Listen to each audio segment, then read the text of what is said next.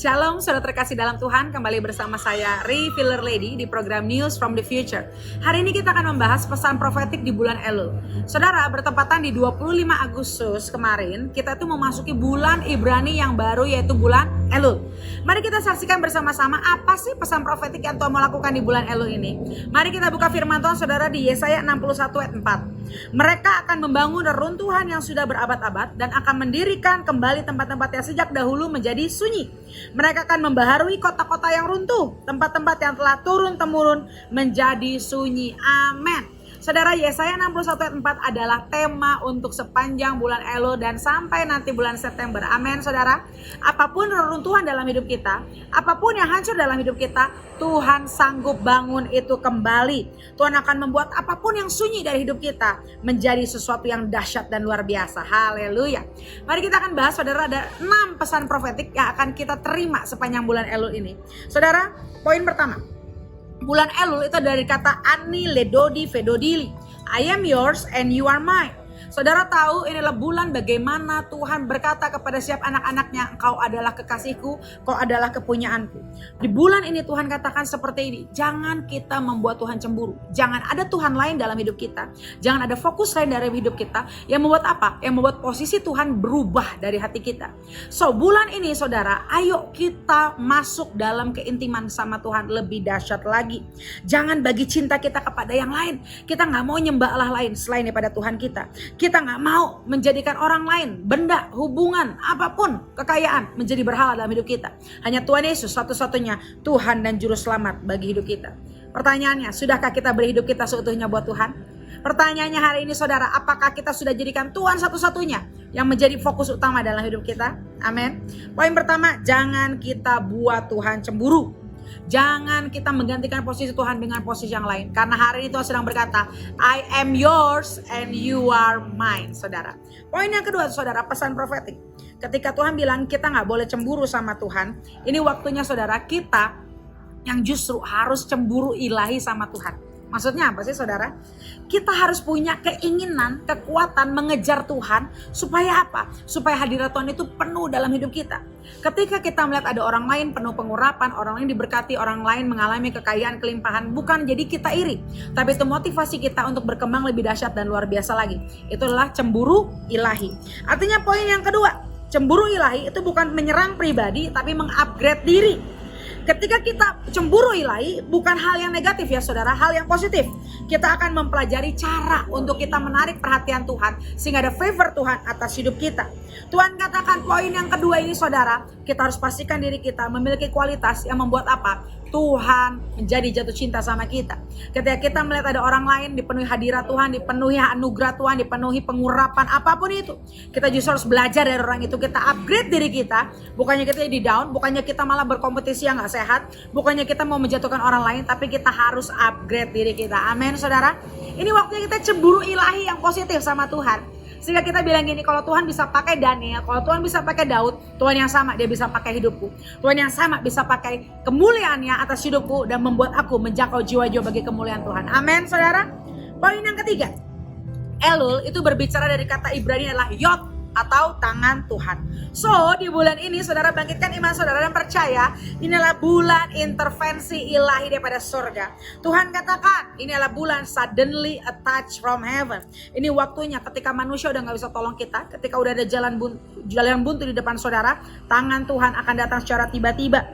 Jangan tanya hari ini gimana caranya, tapi percaya Tuhan pasti punya caranya. Jangan pakai otak kita, logika manusia yang akhirnya buat iman kita down, yang akhirnya kita gak percaya. Tapi hari ini pakai iman kita, percaya.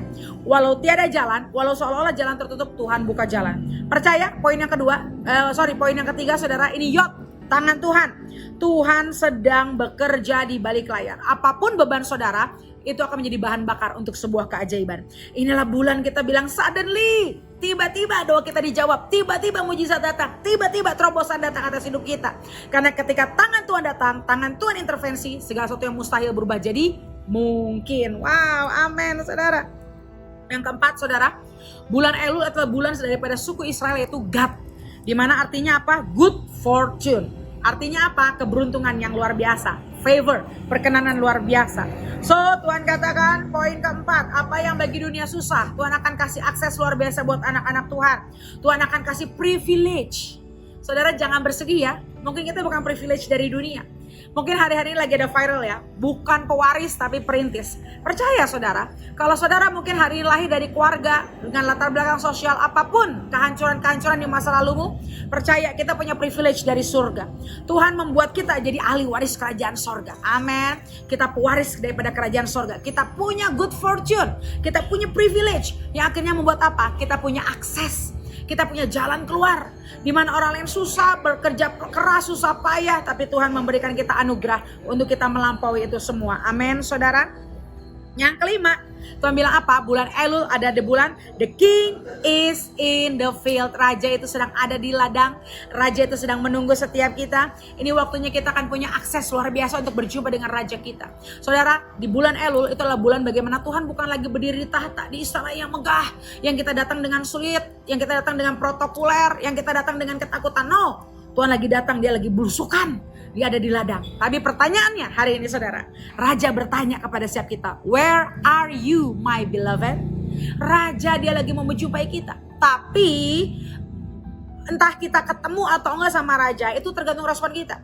Raja udah ada di ladang, Raja udah menunggu, udah buat undangan buat semua kita. Tapi kalau kita nggak datang, kita nggak menghampiri dia, kalau kita nggak ngeresponin dia, kita nggak akan bisa ketemu Raja kita. So hari ini saudara, ketika Raja bilang, I am in the field, the King is in the field. Ayo kita sebagai mempelai Kristus, kita hampiri tahta kasih karunia Tuhan. Ayo hari-hari ini kita menjadi pemburu Tuhan. Wow, the God's chaser. Kita kejar hadirat Tuhan kemanapun dia berada.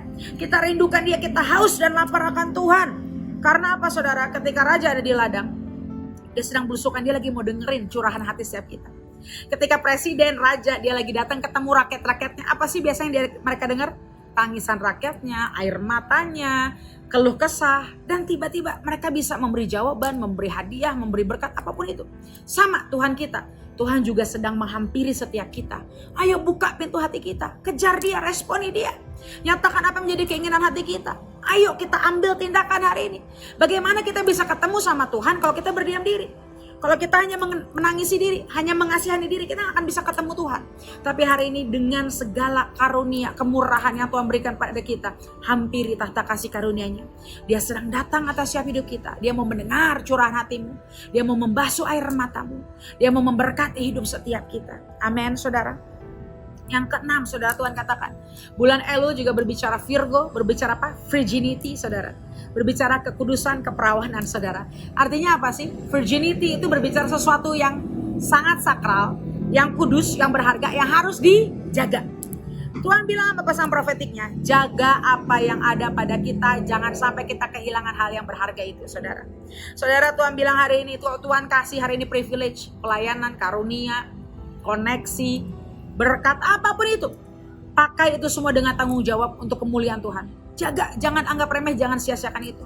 Di bulan ini Tuhan katakan kita harus hidup kudus. Kita harus punya standar kekudusan yang semakin diperbaharui, saudara. Jangan anggap remeh sama hidup kita, jangan main-main sama hidup kita. Apa yang Tuhan berikan sama kita, apa yang Tuhan percayakan atas hidup kita, jaga itu. Jaga itu sebagai sesuatu yang berharga. Dan jangan tukar dengan hal-hal yang fana. Jangan tukar hanya dengan kenikmatan duniawi yang sementara. Jangan tukar dengan hal-hal apapun yang membuat kita keluar dari tahta kasih karunia Tuhan. Amin, saudara. Dan yang terakhir, yang ketujuh, Elul berbicara Teshuvah. Teshuvah itu apa, saudara? Berbalik. Teshuvah itu apa? Pertobatan. Teshuvah itu apa? Merendahkan diri, saudara. Teshuvah adalah bagaimana kita kembali ke rancangan semula yang Tuhan berikan atas hidup kita. Saudara, tujuan iman terdahsyat, mujizat terbesar yang bisa kita terima bukan hanya sekedar keajaiban, mujizat sederhana.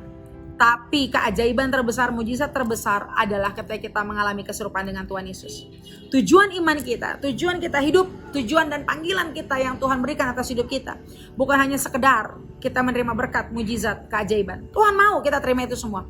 Dan percaya, saudara pasti terima itu. Tapi ada sesuatu next level di atas itu semua, saudara. Itu bagaimana kita mengalami keserupaan dengan Kristus. So hari ini di poin yang ketujuh, ayo kita kembali temui apa sih panggilan terdalam di hidup kita. Apa sih rancangan terdalam dalam hidup kita yang Tuhan berikan sejak dahulu. Kalau sudah bertahun-tahun kita berputar-putar, kita salah fokus, kita salah jalan, yuk kembali yuk saudara. Kalau udah bertahun-tahun kita akhirnya terikat sama dosa, kita terbelenggu sama pola hidup yang lama, yuk hari ini waktunya kita tesyufah, kita bertobat, kita alami Tuhan merendahkan diri. Izinkan Tuhan menjamah, mengubahkan hidup kita, supaya semakin hari kita semakin serupa dengan Kristus. Amin.